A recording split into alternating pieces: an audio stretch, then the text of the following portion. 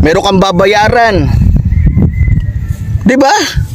Mas matindi naman yan. Mas ano naman yan, mas malala yan sa akin. Ako nanghihingi ako dahil mahirap lang ako. Ang masama niyan, mayaman na nga siya, bilyonaryo na nga siya, ginagawa pa niyang, 'di ba? Gatasan yung kanyang mga membro. 'Di ba? Yan ang professional at matinding magnanakaw. Yan ang matinding mambubudol. Gagamitin yung salita ng Diyos, kagaya na lang nung black voting. Nasa Biblia ba yung black voting? Wala naman.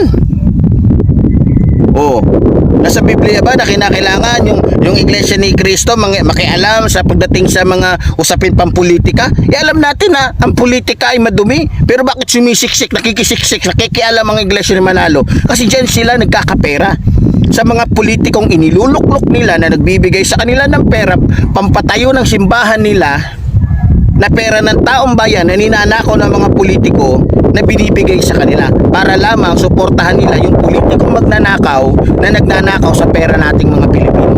Kaya nga kung tutuusin, lahat ng nakikita nating mga simbahan na yan, naglalakihang mga simbahan ng Iglesia ni Cristo o ni Manalo, atin po yan.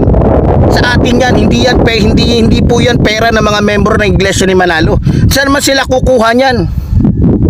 'Di ba? Hindi po 'yan. Huwag kayong maniwala na pera po 'yan nila, na mga abuluyan nila. No.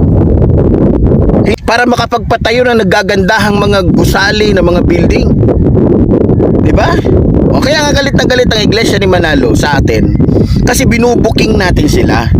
O ito pa, sabi nila, may nilalabas pa silang mga video na kuno, humingi daw ako ng tawad, nagmamakaawa daw ako. Yes. Aaminin ko noon. Kasi pinakaiusapan lang ako ng tiyahing ko. Diyan sa Ipil. No? Pero nakita ko mukhang lumalaki yung ulo ng mga dalong-lalo na ito. Balita ko nga sa tuwing mapapanood ni Eduardo Manalo, itong aking video naatake daw lagi sa puso. No? O minsan nawawala pa daw sa katinuan, nagwawala dun sa at gusto kong ipahanap, gusto kong ipapatay. Talaga naman. 'Di ba? Kasi natatakot si Eduardo Manalo na baka daw may mabuksan yung isipan ng ating mga kababayan sa mga sinasabi ko. Talagang mangyayari 'yun. 'Di ba? Talagang mangyayari. Alam niyo mga minamahal ko mga kababayan, gustong-gusto po talaga ng Iglesia ni Manalo na sila po ang maghari sa buong bansa.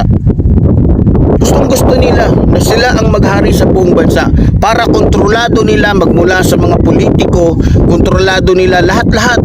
Alam nyo mga minamahal ko mga kababayan, baka hindi nyo alam na kapalit po ng kanilang black voting, alam nyo kung anong inihingi nila? Si Eduardo Manalo po ang namimili o nagre-request kung sino ang magiging regional director ng pulis, provincial director ng pulis, provincial director ng lahat. No? Pati nga yung sa highway, yung sa DPWH Alam niyo kung bakit sila natatakot? Bakit sila dumidepensa? Kasi karamihan po ng involved sa flood control projects na yan, yung mga contractors na yan, 80% po dyan ay Iglesia ni Manalo. Kaya natatakot sila kasi yung mga membro ng Iglesia ni Manalo na yan, na nakapasok o nakakuha ng kontrata sa DPWH ay nagbigay po yan ng 10% kay Eduardo Manalo dahil sa kanilang pag-i-endorso na makakuha din sila ng porsyento. Kaya akala ninyo ang involved lang dito yung congressman, involved lang dito yung taga DPWH. No! Sa usapin ng katiwalian dito po sa ating bansa, number one po dyan na may kinalaman na Iglesia ni Manalo. Tandaan ninyo yan. Pinaglalaruan po tayo ng Iglesia ni Manalo. Kaya nga kinakailangan tayong lahat, mga minamahal ko mga kababayan, magkaisa tayo. Kung kinakailangan bawiin natin yung atin. Yung mga simbahan na yung Iglesia ni Manalo, atin po yung pera na yan. Kaya may karapatan tayong sirain yan. May karapatan tayong pagtatanggalin yung mga simbahan nila na yan. Dahil atin po yan mga Pilipino. Hindi sa kanila yan. Pera po natin yung pinantayo dyan ay binigay sa kanila ng mga politikong magnanakaw na nagnanakaw sa pera natin. Kaya kinakailangan magkaisa po tayo mga Pilipino. Pera natin? Pera po natin yan. Kaya po nakakapagpatayo ng malalaking simbahan yung mga Iglesia ni Manalo na yan.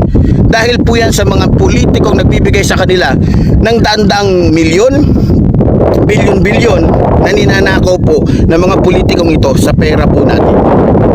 Yan po ang katotohanan. Kaya kinakailangan isa po na dapat papanagutin. Alam niyo, sa totoo lang, hindi naman po dapat lalala yung korupsyon dito sa ating bansa kung wala po yung mga iglesia ni Manalo na yan na nagluluklok ng mga kawatan. Biro nyo, di ba kayo nagtataka? Si Jinggoy, bakit hanggang ngayon nasa posisyon pa rin siya? Bagamat napakarami niya ng kaso. Si Villanueva, bakit? Kasi lahat po ng mga yan lumalapit po sa iglesia ni Manalo. Kapalit ng pagbibigay nila ng daan-daang milyon. Diba? Nagtataka kayo kasi nagtatanong kayo, bakit si Jinggoy? Ba't sila may mga kaso na, bakit nananalo pa rin? Huwag na kayo magtaka. Huwag na kayo magtaka, lalong-lalo sa usapin ng national election. Nako, pag sinabi ni Eduardo Manalo na lahat ng mga membro ko, mga aso ko, mga alipin ko, iboto niyo si Jinggoy, walang magagawa yung mga yan kundi iboto si Jinggoy. Dahil pag hindi sila bumoto kay Jinggoy, ititiwalag sila. Kung hindi naman, ipapapatay sila. Kaya nga walang basta-bastang mga membro ng iglesia ni Manalo na nagtitiwalag dahil ipapapatay ka talaga ni Eduardo Manalo. Ganun, kaya nga yung mga ministro nila mismo tanungin ninyo. Mag-search kayo kung sino-sino yung mga ministro ng iglesia ni Manalo na nakatikim ng pagbabanta, pananakot at gusto silang patayin. Kaya pumunta na lang ng ibang bansa. I-search nyo. Titigil na ako dito sa pagbabla pag wala kayo nakita. Di ba? So ganun po katindi yung kulto na ito, yung na to, hindi natin masasabing iglesia ng ng nilikha talaga ng Diyos, no. Iglesia po ito ni Felix Manalo.